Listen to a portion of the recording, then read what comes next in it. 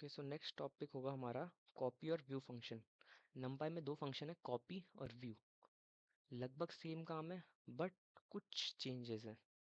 अब वो क्या है वो देखते हैं एक बार।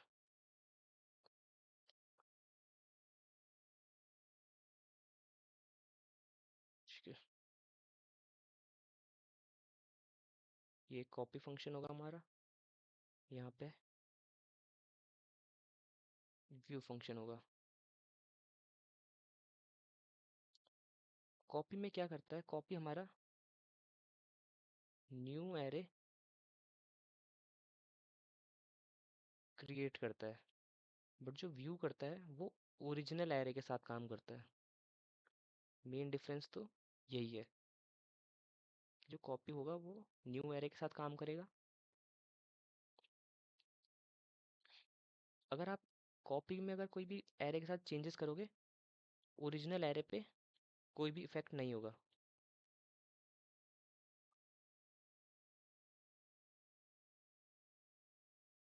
ठीक है, बट यहाँ होगा, अगर कुछ भी आप चेंजेस करोगे व्यू के साथ, तो ओरिजिनल एरे पे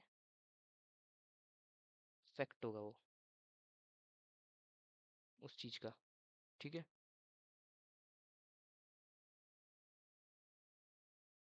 अब ये काम कैसे करते हैं दोनों देख लेते हैं एक बार। सपोज मैं एक एरे क्रिएट करता हूँ।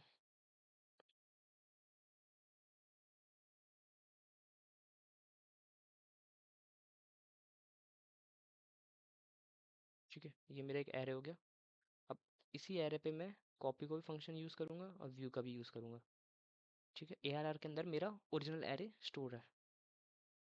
मैं यहाँ पे एक न्यू एरे करके एक वेरिएबल बनाता हूँ, और इसके अंदर मैं ARR डॉट कॉपी का यूज़ करता हूँ। पहले कॉपी का यूज़ करते हैं। अब न्यू ARR को प्रिंट करता हूँ। ठीक है, ये हमारा ऊपर वाला ARR है, ये न्यू ARR है।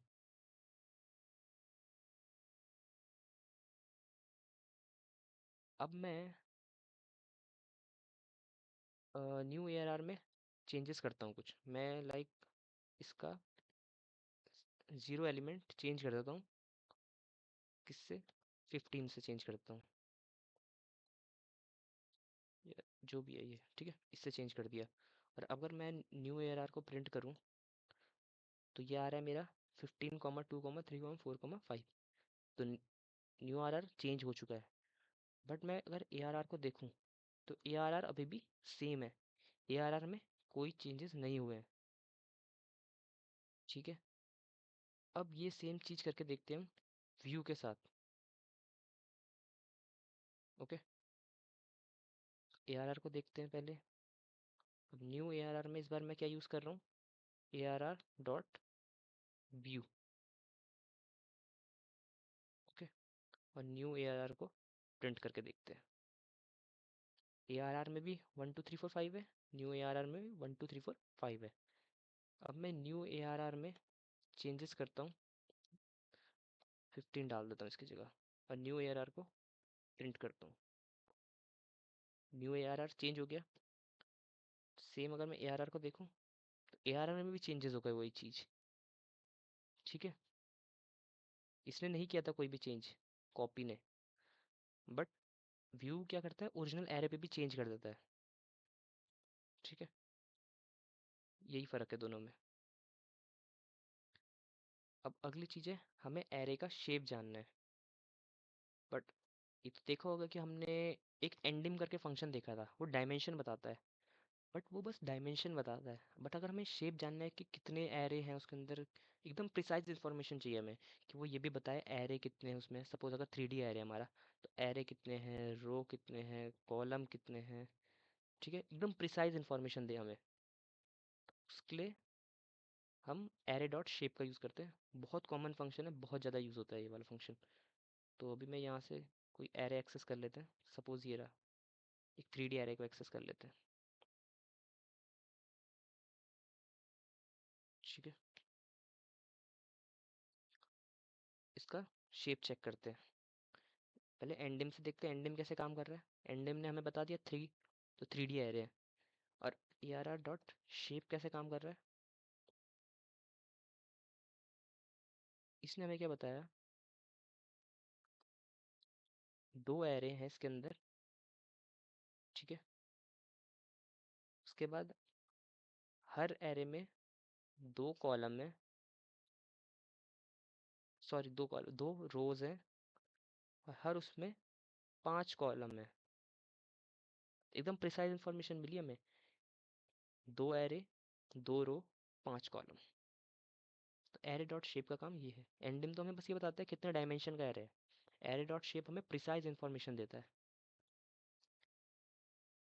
अब है अगला एरे डॉट रीशेप। सपोज हमारे पास कोई एरे है, ये काम कैसे कर रहा है? एरे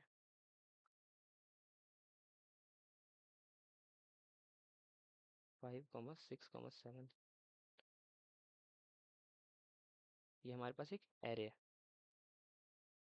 और जैसे पता चल रहा हो, ये हमारे पास क्या है, एक 1D एरे है ना। ये 1D एरे हमारे पास। अब मैं इसे कन्वर्ट करना चाहता हूँ, तो मैं कैसे करूँगा? तो मैं एक न्यू एरे बनाता हूँ, ऐसे एक वेरिएबल, उसमें ए R R dot reshape method का यूज़ करता हूँ। रीशेप के अंदर आप पैरामीटर पास करते हो सेम वैसी, array comma row comma column. But यहाँ मैं इसे 2D में कन्वर्ट कर रहा हूँ, तो 2D में क्या चाहिए होता है, बस हमें रो और कॉलम, है ना। तो मैं इसे लिखता हूँ 4, 3। अब न्यू एरे को प्रिंट करूँ, मैं एरे की डायमेंशन देख लेता हूँ पहले। ये 1 डायमेंशनल एरे हमें पता चल रहा है। बट अगर मैं न्यू एरे की डायमेंशन देखूँ, तो इसने से 2 डायमेंशन कन्वर्ट कर दिया। तो वही काम है इसका, कि अगर हमें किसी एरे को किसी शेप से दूसरी शेप में कन्वर्ट करना है, तो जो रीशेप के अंदर जो पैरामीटर जाएंगे ना, वो वही पैरामीटर होंगे। पहले उसमें आप डालोगे एरे, दूसरे उसमें डालोगे आप रो, तीसरे उसमें डालोगे कॉलम। बट यहाँ पे हमारे पास 2D एरे में ही कन्वर्ट करना है हमें, तो 2D एरे में क्या होता है, सिर्फ रो और कॉलम डालते हैं। तो हमने डाला 4, 3, ठीक है। बट यहाँ पे एक स्पेशल कंडीशन है। वो स्पेशल कंडीशन क्या है, कि सपोज मेरे 1D एरे में, यहाँ पे जैसे अभी मैंने पीछे दिखाया 1 से लेकर 12 तक थे, यानी 12 एलिमेंट थे मेरे उसमें, ओके। और मैंने एरे डॉट रीशेप किस में किया था उसे,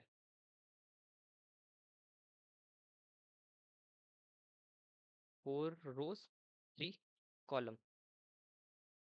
यही मतलब बन रहा है कि पहला हमारा क्या होता है, रो फिर कॉलम, ठीक है। तो यहाँ पे ये मेन चीज़ है, कि जो आप ये दोनों डालोगे, इनका जो मल्टीप्लिकेशन होना चाहिए, वो इसके बराबर होना चाहिए नंबर ऑफ एलिमेंट्स के। तो इन दोनों का मल्टीप्लिकेशन 12 है, तो ये एरे सूटेड है। बट अगर मैं यहाँ डाल देता ऐसे कुछ, 4, 5 में मेरे को इसे रीशेप करना है, तो आ जाएगी error, can not reshape array of 12 into shape 4 into 5। क्यों नहीं हो रही पा रही रीशेप?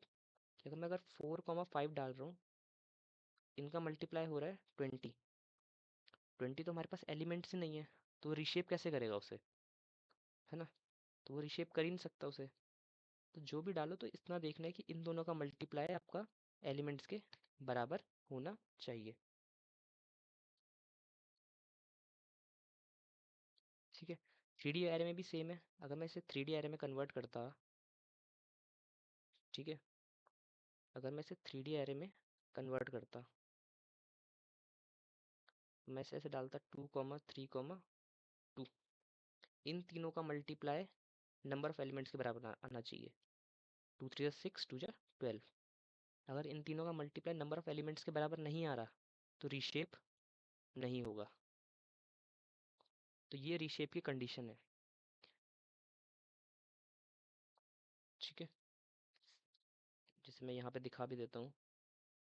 अगर मैं इसे 3 डायमेंशनल एरे में कन्वर्ट कर रहा हूँ, तो मैं इसे यहाँ डालूंगा 2, 3, 2। ये आ गया। और अगर मैं इसका चेक करूँ अब, नंबर ऑफ डायमेंशन, तो 3 डायमेंशनल एरे बन गया। बट अगर मैं ऐसा कोई नंबर डाल दूँ यहाँ जिसमें वो कन्वर्ट ही ना कर पाए, तो आ जाएगी error, can not रिशेप array of size into this. अब अगला टॉपिक है एरेज में हमें लूप कैसे करना है।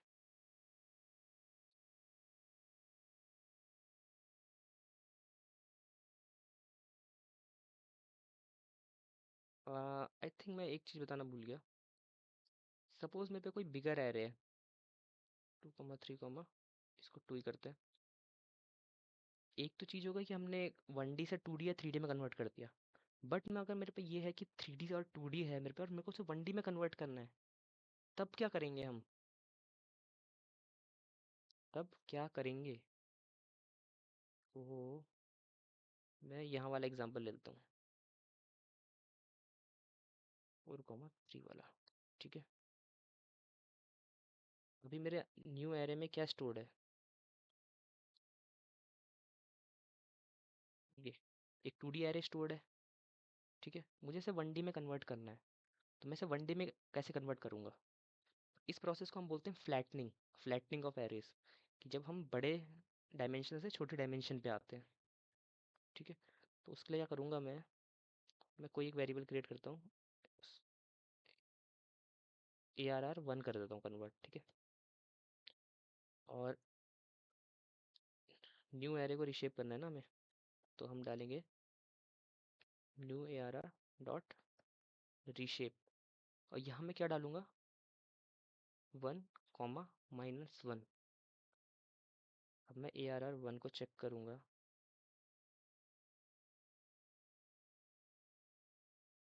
1 डायमेंशन में कन्वर्ट हो गया वो। ठीक है, यही है इसे कन्वर्ट करने का तरीका।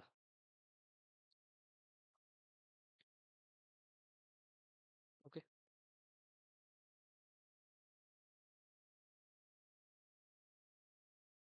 सेम इसमें भी वही काम करेगा। 3D एरे को भी मेरे को अगर 1D एरे में कन्वर्ट करना है, सेम इसी चीज़ का यूज़ करूँगा।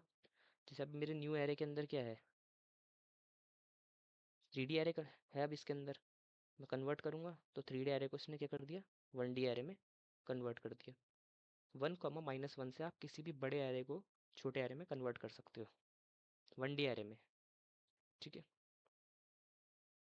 अब अगली चीज़ है लूपिंग इनटू एरे। लूप करने के हमारे पास नंपाई में दो तरीके हैं। ठीक है, एक तो हो गया,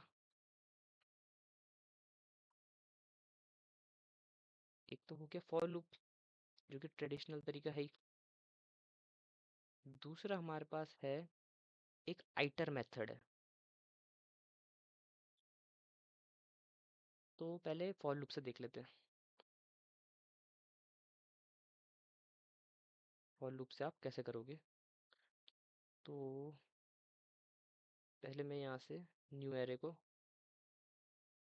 रन कर लेता हूँ ताकि न्यू एरे के अंदर ये स्टोर रहे। तो ये हमारा एरे है जिस पे हम काम करेंगे। ठीक है, ये हमारा 3D एरे है।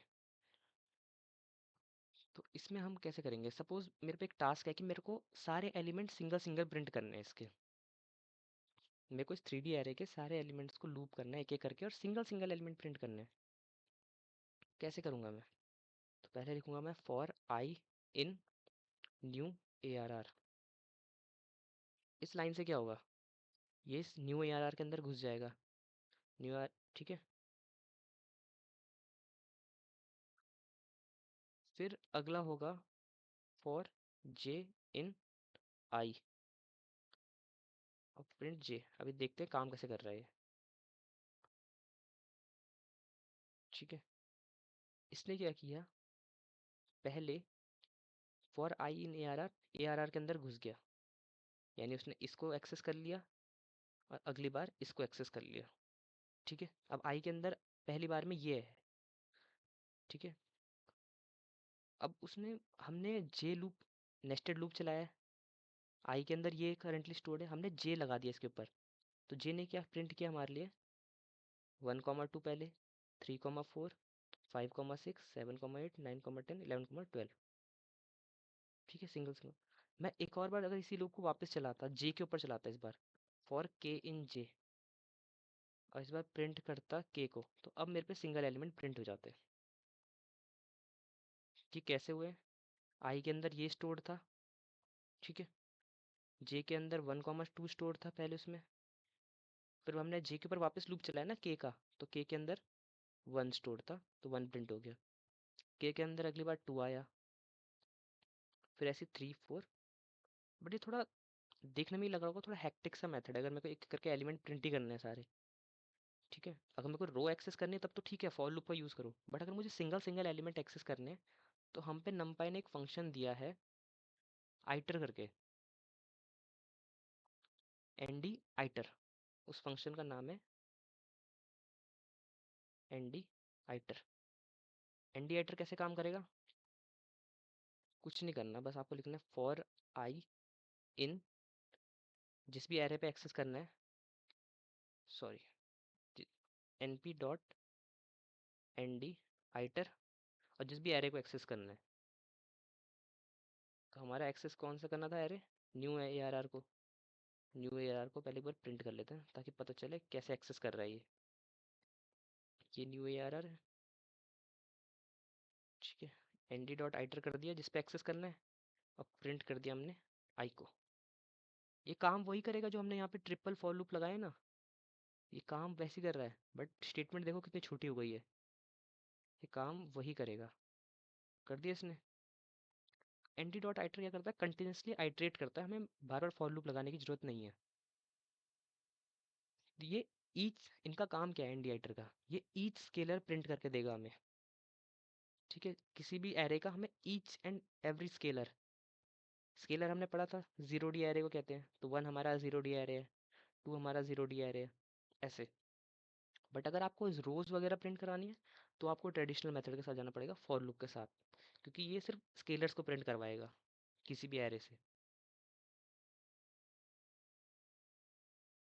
ठीक है। और सपोज अगर मेरे पे 5, 10 डायमेंशनल एरे है, तो मेरे को 10 बार लूप्स लगाना पड़ेगा ना। अगर मेरे को सिंगल सिंगल एलिमेंट प्रिंट करना है, मेरे को 10 बार लूप लगाना पड़ेगा। तो उसके लिए, उस टाइम को बचाने के लिए np डॉट nd आइटर का यूज़ करा जाता है। बट कंडीशन ये है कि ये सिर्फ सिंगल एलिमेंट को ही प्रिंट कर सकता है। अब अगला टॉपिक हुआ हमारा शॉर्टिंग। एरेज को शॉर्ट कैसे किया जाता है? सॉर्टिंग का मतलब क्या होता है? किसी भी एरे को आप एक ऑर्डर्ड सीक्वेंस में डालोगे। मैं पाइथन वाले उसमें डिस्कस कर चुका हूँ ऑलरेडी कि सॉर्टिंग का सीक्वेंस क्या होता है। पहले कैपिटल लेटर, फिर स्मॉल लेटर अल्फ़ाबेटिकली में, और न्यूमेरिकल में तो जैसे चलता ही है। न्यूमेरिकल्स में तो सारे नंबर ही होते हैं। बट अल्फ़ाबेट में क्या होता है? पहले कैपिटल लेटर को शॉर्ट करता है, उसके बाद स्मॉल लेटर की तरफ जाता है। बट नंपाई में हम जनरली नंबर्स के साथ काम करते हैं, तो उसमें कुछ इतनी दिक्कत नहीं है। यहाँ पे एक एरे बनाते हैं,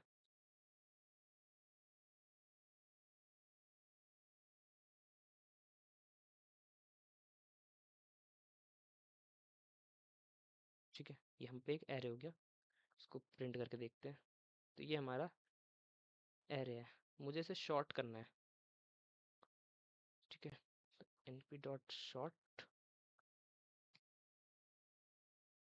इसके अंदर मैं इसको मैं किसी के अंदर स्टोर भी कर सकता हूँ कि न्यू एरे करके किसी में स्टोर कर दिया मैंने।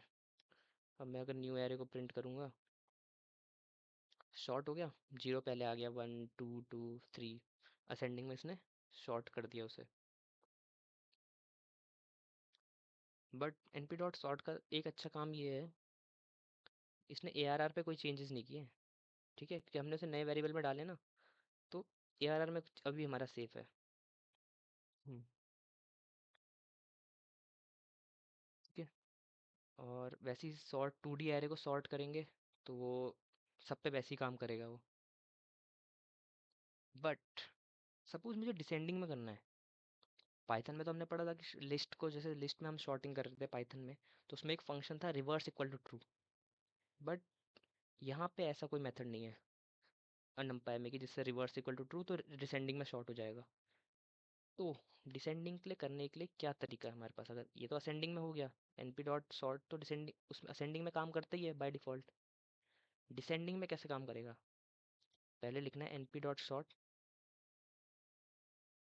ठीक है, जैसे लिखा ही है यहाँ पे। ठीक है, अब यहाँ क्या करना है, यहाँ इंडेक्सिंग पास करनी है, दो आपको खाली सेमीकोलन पास करने हैं, एक -1। ये आपका हो गया डिसेंडिंग ऑर्डर में पास। डायरेक्ट भी नहीं है इसको करने का कोई, जैसे लिस्ट में था रिवर्स इक्वल टू ट्रू करके, वैसा कुछ नहीं है इसमें। तो हम एक अल्टरनेटिव अप्रोच करते हैं यूज़, जो कि ये है, आपको ये पास करना पड़ेगा np डॉट सॉर्ट के बाद। ठीक है, इंडेक्सिंग वाला ब्रैकेट, उसमें आप एरे, उसमें इसको दो को ब्लैंक रखोगे और लास्ट वाले को -1। ठीक है, तो डिसेंडिंग में करने का यही तरीका है। अब अगला हमारे पास हुआ है एरे सर्च।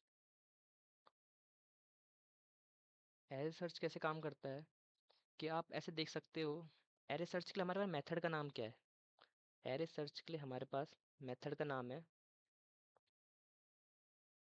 Where method.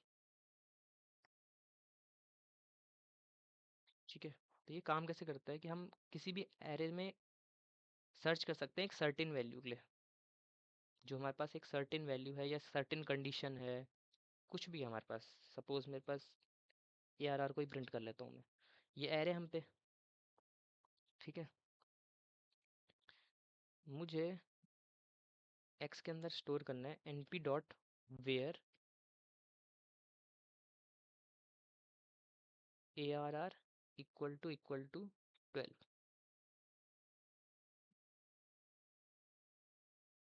इसने क्या दिया मुझे, इसने मुझे इंडेक्स दे दिए जहाँ पे ARR इक्वल टू 12 है। ठीक है, ये 10th इंडेक्स पे है। ठीक है, तो इसने मेरे को ये बता दिया कि ये 10th इंडेक्स पे है। ओके। तो ये मेरे को इंडेक्स रिटर्न करता है, एरे डॉट सर्च या एरे सर्च हमारा क्या रिटर्न करता है हमें, इंडेक्सिंग रिटर्न करता है। सपोज मैं एक और एग्जांपल देता हूँ, और बढ़िया एग्जांपल, np डॉट एरे, और मेरे पे 1 से लेके 10 तक नंबर है। अब मुझे उनकी इंडेक्स चाहिए जहाँ पे भी इंडेक्स नंबर क्या है, E1। मैं लिखूंगा np डॉट वेयर, जहाँ पे भी ARR क्या है, मॉडुलस 2 इक्वल टू 0। इवन की कंडीशन होती है, बस इंडेक्सिंग मिल गई मुझे। ये 1 इंडेक्स पे क्या है हमारा, 2। करेक्ट है। थर्ड इंडेक्स, थर्ड इंडेक्स कौन सी है हमारी, 4। 5 इंडेक्स कौन सी है हमारी, 6। 7 इंडेक्स कौन सी है हमारी, 8। और 9 इंडेक्स कौन सी है हमारी, 10। ठीक है, तो इसमें हमें ये इंडेक्सेस रिटर्न करता है हमें, np डॉट पेयर क्या यूज रिटर्न करता है हमें, इंडेक्सेस रिटर्न करता है।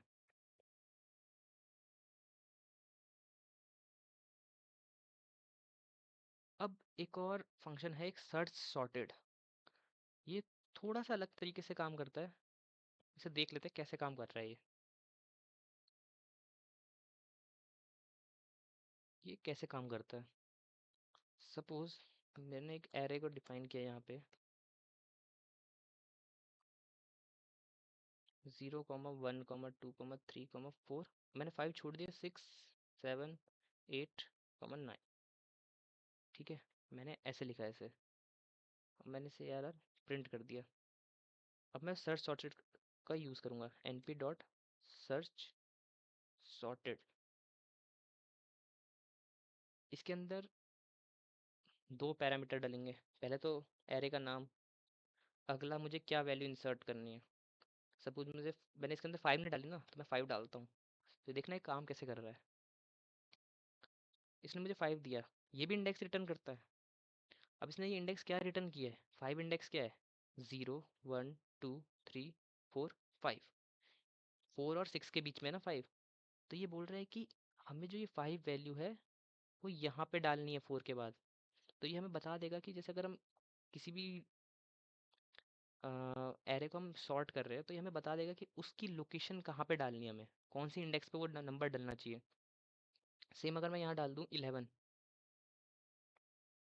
ठीक है, तो इसने बता दिया 9 नंबर पे डालो उसे, 9 इंडेक्स पे, 0 1 2 3 4 5 6 7 8 9, 9 यानी 9 के बाद डालना है मेरे से, क्योंकि 11 9 से बड़ा है ना। ये सर्च करता है उसे, उसका उसके हिसाब से इसे शॉर्ट करता है। ठीक है, ओके। सो नेक्स्ट टॉपिक होगा हमारा एरे फिल्टर, कि हम किसी एरे को फिल्टर कर रहे हैं एक सर्टेन कंडीशन पे, कि जब ये वाली कंडीशन ट्रू हो तो ये हमें एरे के एलिमेंट्स मिल जाए, नहीं है तो ये वाले एलिमेंट्स मिल जाए। ठीक है, अब ये कैसे काम करेगा, तो फिल्टर एरे करने के लिए हमें यहाँ पे एक बुलियन लिस्ट पास करनी पड़ती है, अगर हमें फिल्टर करना है। ठीक है, तो कैसे करेंगे, पहले हम पे सपोज एक एरे है, ये काम कैसे कर रहा है मेनली ये देखना है। सपोज मेरे पे है 41 42 43 44,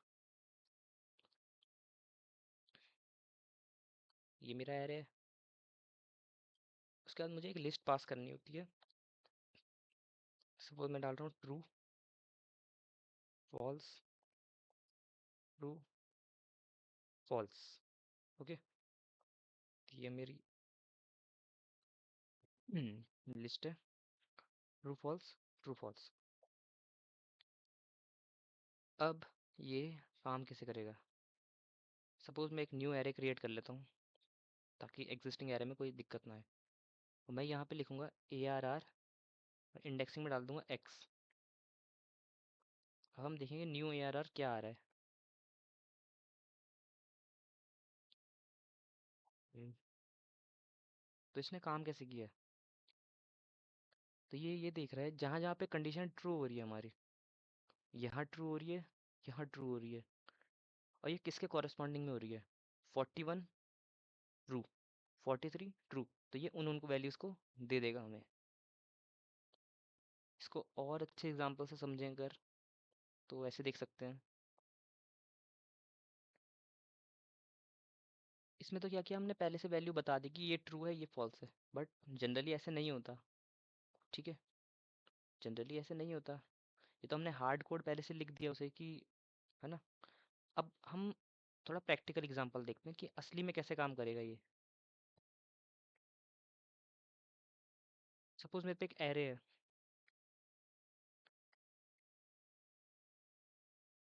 वही वाला एरे लेते हैं, 1 2 3 4 5 6 7 8 9 और मैं एक लिस्ट एम्प्टी लिस्ट ले लेता हूँ, एक्स करके वही एम्प्टी लिस्ट ले लेते हैं एक।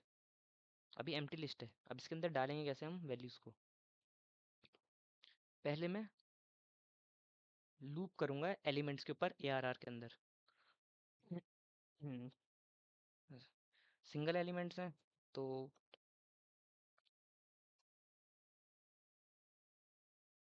सिंगल एलिमेंट्स हैं तो लूप करने में कोई दिक्कत नहीं आनी चाहिए।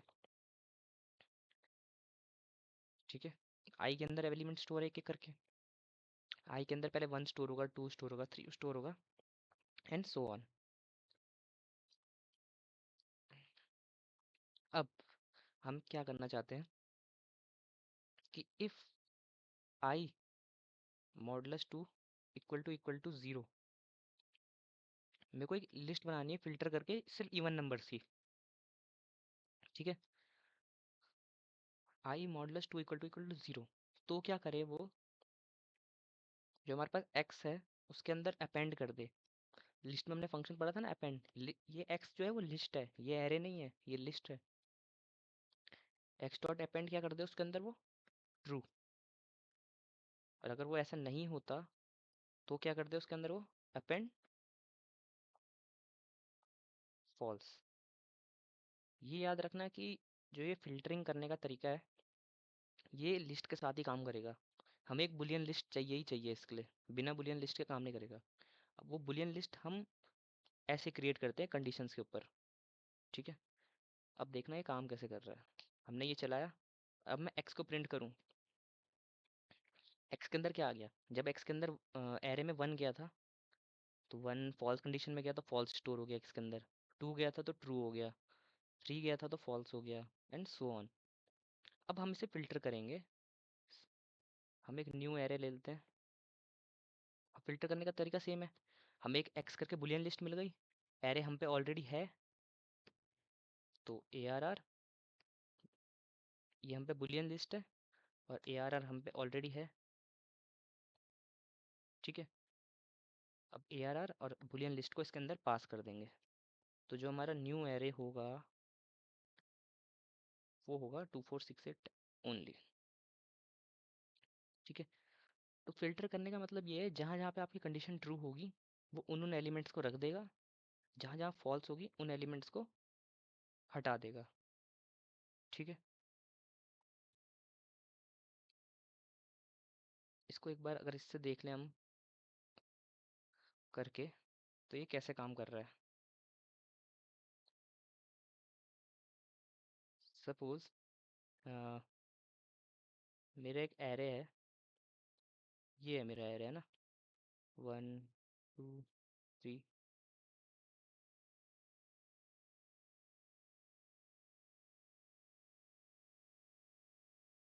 मैंने जो वहाँ पे पीछे इफ एल्स वाली कंडीशन चलाई, उससे क्या किया, इसने एक लिस्ट क्रिएट कर दी कि जहाँ पे भी 1 हो रहा है, सॉरी जहाँ पे भी एक ऑड नंबर आ रहा है वहाँ पे वो फॉल्स स्टोर कर दे, जहाँ पे भी एक इवन नंबर आ रहा है वहाँ वो ट्रू इंसर्ट कर दे उस लिस्ट में। और यहाँ पे फॉल्स होगा, यहाँ ट्रू होगा, यहाँ फॉल्स होगा, यहाँ ट्रू होगा, होगा, यहाँ ट्रू होगा, यहाँ फॉल्स, यहाँ ट्रू। ठीक है, ये ऊपर वाला एरे है, ये लिस्ट नहीं है ऊपर वाला, ये बस अभी दिखाने के लिए किया है इसे। तो ये एरे है और ये लिस्ट है। कैसी लिस्ट है, बुलियन, बुलियन लिस्ट है ये। ठीक है, अब फिल्टरिंग काम कैसे करती है, हमने क्या किया, ए आर आर लिया और उसके अंदर ब्रैकेट में पास कर दिया हमने एक्स, तो ये एक न्यू एरे रिटर्न करेगा। न्यू एरे कैसे रिटर्न करेगा, जहाँ पे भी एलिमेंट और लिस्ट ट्रू पे इंडिकेट कर रही है उस एलिमेंट को प्रिंट कर देगा वो। टू के साथ ट्रू कॉरेस्पॉन्ड हो रहा है तो टू को कर दिया उसने, 4 के साथ ट्रू हो रहा है तो 4 को कर दिया, 6 के साथ हो रहा है तो 6 को कर दिया, ऐसी 8 के साथ हो रहा है, ऐसी 10 के साथ हो रहा है। तो ऐसे करके हमारी फिल्टरिंग काम कर रही है इसमें। ठीक है, अगला है हमारे पास रैंडम नंबर्स। तो जो नंपाई के अंदर ऑलरेडी एक मॉड्यूल है नम रैंडम करके, तो उससे हम रैंडम नंबर जनरेट कर सकते हैं अपने लिए। तो उसको इंपोर्ट करने के लिए करना है हमें, फ्रॉम नंपाई इंपोर्ट रैंडम। ठीक है, इंपोर्ट करने के लिए कर दिया, अब इंपोर्ट हो चुका है हमारा। सपोज मुझे एक रैंडम इंटीजर प्रिंट करना है 0 से 100 के बीच में, तो मैं इसमें लिखूंगा रैंडम डॉट रैंड इंट, 0 से 100 के बीच में कोई भी रैंडम इंटीजर चाहिए। और मैं अगर एक्स को प्रिंट करूंगा 50 हो गया, अगली बार रन करूंगा 65 हो गया, सेम अगली बार रन करूंगा, हर बार चेंज होता रहेगा, हर बार रैंडम नंबर जनरेट कर रहा है, एक रैंडम नंबर जनरेट कर रहा है वो। बट अगर मैं, अब मेरे को हर बार जरूरत तो नहीं है मेरे को एक ही नंबर चाहिए हो, क्या पता मुझे ज़्यादा नंबर चाहिए हो, तो कैसे करेंगे, उसके लिए भी कुछ नहीं करना, बस एक्स्ट्रा पैरामीटर डल जाएंगे, रैंडम डॉट रैंड इंट। ठीक है, पहला पैरामीटर आपको वही डलेगा कि कहाँ से लेके कहाँ तक के लिए चाहिए रेंज आपको, 0 100, 0 से लेके मुझे 100 तक चाहिए। यहाँ पे भी अगर मैं 0 नहीं डालता तो वो यही मानता है कि 0 100 तक है, अगर मैं सीधा 100 भी डालूँ तो वो यही मानता है 0 से 100 तक है। बट यहाँ पे मैं वैल्यू स्पेसिफाई कर रहा हूँ कि स्पेसिफिक मुझे 0 से 100 तक चाहिए रैंडम, जो भी आप जनरेट करने वाले हो।